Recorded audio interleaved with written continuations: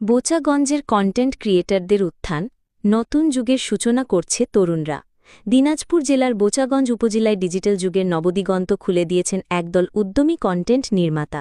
তারা সামাজিক যোগাযোগ মাধ্যমে নিজেদের সৃজনশীলতা, চিন্তাভাবনা ও স্থানীয় সংস্কৃতিকে তুলে ধরে বোচাগঞ্জকে পৌঁছে দিচ্ছেন দেশজুড়ে, এমনকি প্রবাসেও।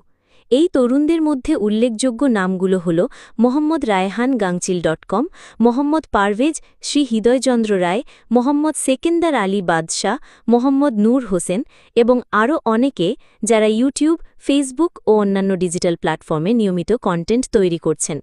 তাদের কন্টেন্টে উঠে আসছে গ্রামীণ জীবনের সৌন্দর্য ও বাস্তবতা, সমাজ সচেতনতামূলক বার্তা, লোকজ সংস্কৃতি ও ইতিহাস, বিনোদনমূলক শর্ট ফিল্ম এবং কমেডি ভিডিও।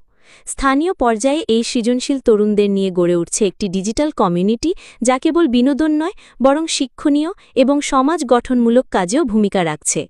বোচাগঞ্জ উপজেলার সর্বসাধারণ জনগণ উৎসাহ জানিয়েছেন।